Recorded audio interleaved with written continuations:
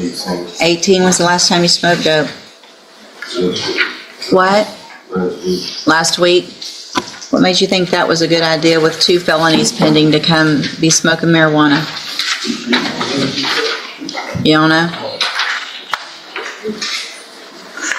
And you're not working? Obviously, you know that's a violation, number 1, of the law and of your bond conditions, right? Speak up. How do you think you're going to get a job if you're smoking marijuana? What? You quit last week? Wow, congratulations. You realize how ridiculous that sounds to say I quit last week, Caleb Jubert? And Mr. Jubert, you've got 2 cases. Were you able to get someone hired? Speak up, please.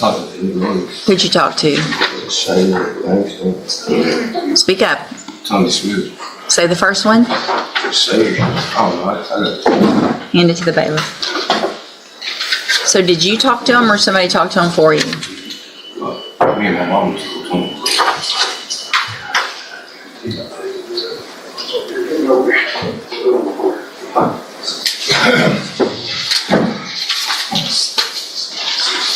So are you do you go to MHMR, Spindletop? No? What's that written on here for? You don't know? So are you working? Why not? You don't know? Where have you been looking? I went to work. But I had to do my ID. I had to ID. Do you have your ID now? Okay. If I test you this morning, you gonna have anything in your system? Have a seat. Let's double check that. Okay, that's fine. I'll do the plea in just a minute.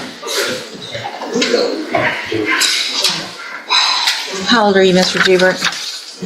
18 was the last time you smoked dope. What? Last week?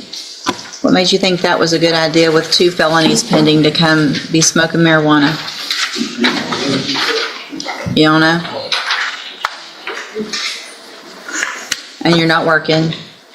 Obviously, you know that's a violation, number 1, of the law and of your bond conditions, right? Speak up. How do you think you're going to get a job if you're smoking marijuana? What? You quit last week? Wow, congratulations. You realize how ridiculous that sounds to say I quit last week?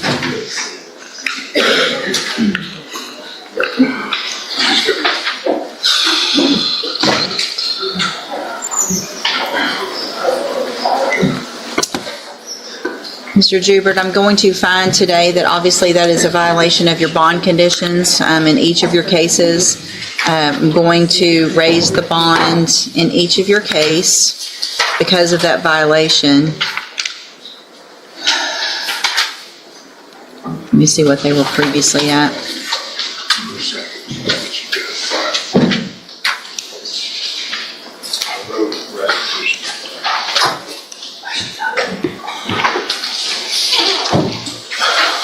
And cause number 25 DCCR 1130, I'm going to raise your bond to $15,000.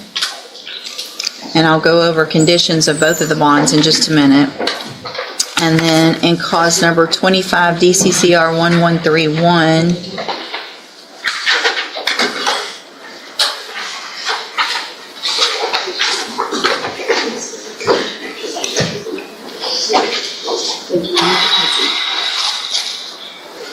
going to raise your bond in that case also to $15,000.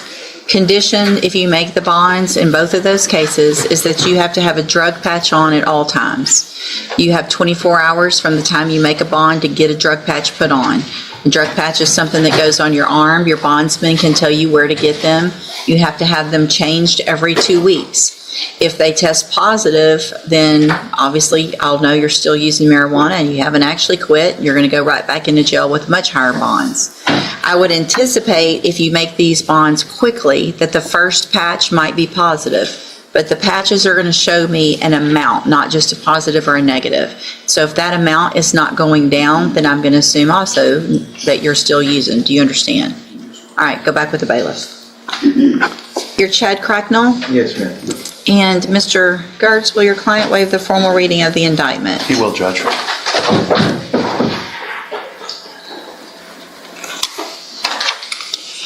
Mr. Cracknell, you're charged in cause number 22-39948 with a second-degree felony. I'm sorry. The state has elected to proceed on the lesser offense of a Class A misdemeanor, solicitation of prostitution, under Section 43.02. And how do you plead to that charge? Guilty. And are you pleading guilty freely and voluntarily? Yes, ma'am. And because you did what they've charged you with? Yes, ma'am.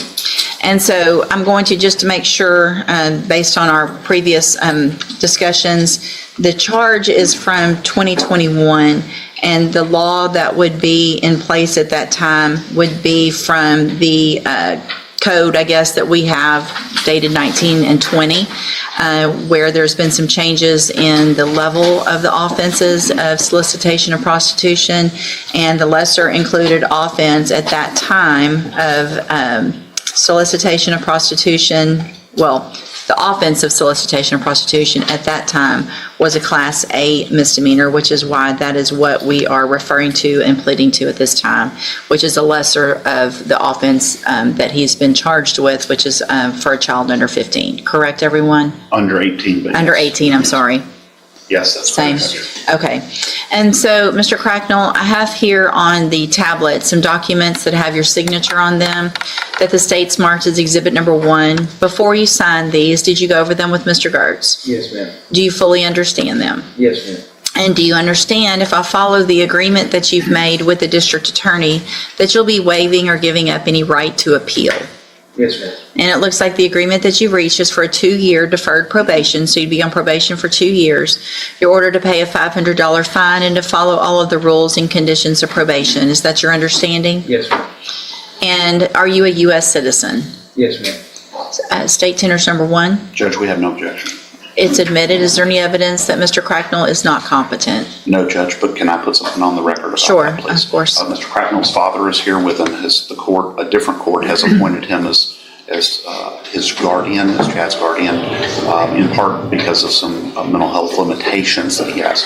He's competent, he's lucid, he understands what I'm talking about, but I've also discussed all of this with his father, who's his guardian, and he understands everything that we've talked about. He understands what the offer is, he understands what the potential consequences are, and we thoroughly discussed it with Chad. He understands how serious this is. He understands that the court can put him in jail up to a year if he violates his probation. And one of the reasons we're doing this, and his father and I have agreed to this offer that we think is a very good offer from the state, is that for the last 4.5, 5 years that Chad's been out on bond, he's been doing everything that the court has ordered him to do. And so we feel confident in his ability to follow the court's rules on probation. Could have had probation done and over with without all the legal wrangling. But anyway, thank you for that, Mr. I've been asking for a Gertz. while, Judge. I've been asking for a while. And thank you, sir, for being here. And just for the record, your name is? John Cracknell. And Mr. Cracknell, you've gone over all of this with Mr. Yeah. Gertz, like he said, and with your said Chad, and understand and believe that he also understands everything that he's signing, understands what the consequences are with the probation, and if he violates it. Yes. Thank you, sir. All right. Then, is there any reason to get a pre-sentence report? No, Judge. All right, so Mr. Cracknell, I'm going to find that you entered your plea of guilty freely and voluntarily.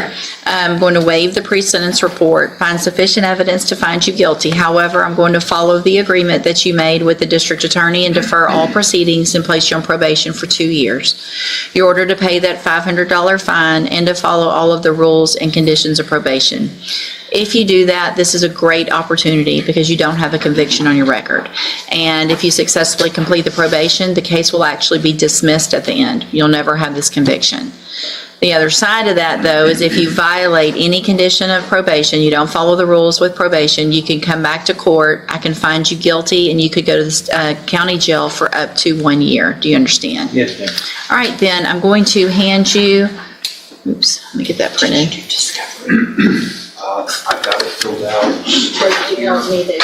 Send that to, I have it. That's- Thank you. I'm going to hand you the trial court certification in just a minute that shows this was an agreement that I followed, so you waived any right to appeal.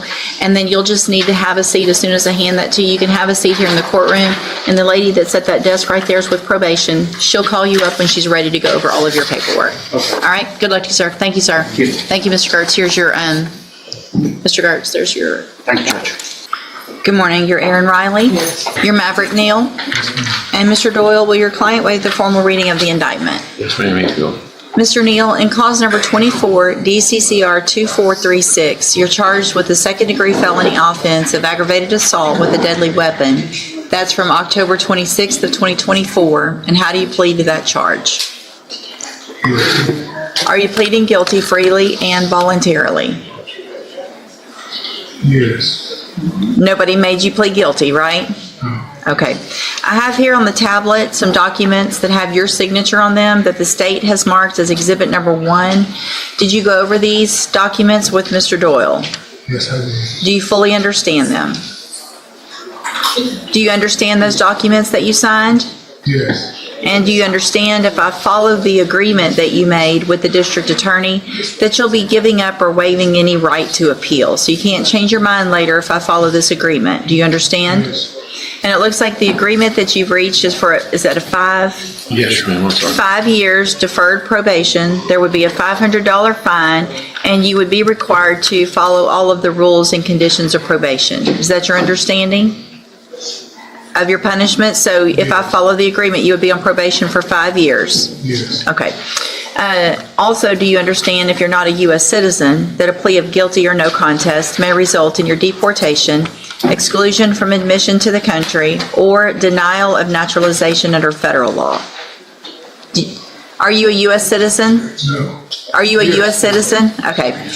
State tender's number 1. No objection, Judge. It's admitted. Is there any evidence that Mr. Neal is not competent?